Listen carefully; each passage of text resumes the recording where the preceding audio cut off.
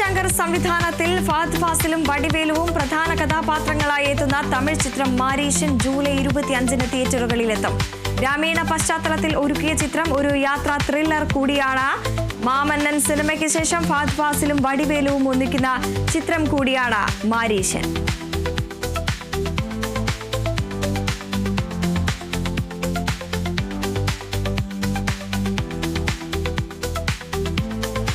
രാഘവ് മിർദത്ത് സംവിധാനം ചെയ്ത bun butter jam എന്ന pan Indian Tamil cinema July 18-ന് റിലീസ് ചെയ്യും.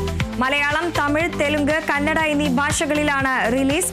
സുരേഷ് സുബ്രഹ്മണ്യൻ നിർമ്മിച്ച ചിത്രത്തിൽ ബിഗ് ബോസ് തമിഴ് താരം രാജുവാണ് പ്രധാന കഥാപാത്രത്തെ അവതരിപ്പിച്ചിരിക്കുന്നത്.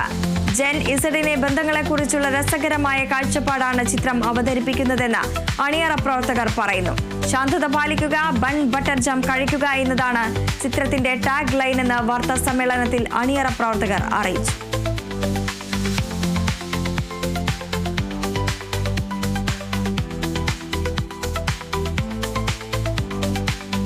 രജനീകാന്ത് നായകനായി എത്തുന്ന ഏറ്റവും പുതിയ ചിത്രം കൂലിയിലെ പുതിയ ഗാനം റിലീസ് ചെയ്തു.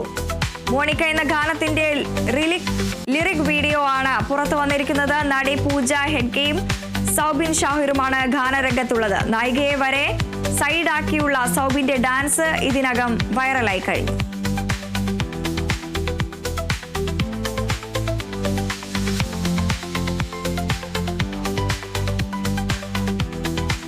രണ്ട് പുതിയ ആഡംബര കാറുകൾ സ്വന്തമാക്കി നടൻ ഉണ്ണി മുകുന്ദൻ. ഇതോടെ ഒരു ദിവസം തന്നെ 2 ലക്ഷറി കാറുകൾ സ്വന്തമാക്കുന്ന ബോളിവുഡിൽ ആദ്യ നടനായ ഉണ്ണി മുകുന്ദൻ മാറി. ഇന്ത്യയിലേക്ക് അലൗട്ട് ചെയ്ത ആകെ 20 കാറുകളിൽ ഒന്നായ മിനി കൂപ്പർ കൺട്രിമാൻ EV ആണ് ഒരു വാഹനം. ഡിഫൻഡർ 2025 മോഡൽ ലക്ഷറിയാണ് മറ്റൊരെണ്ണം.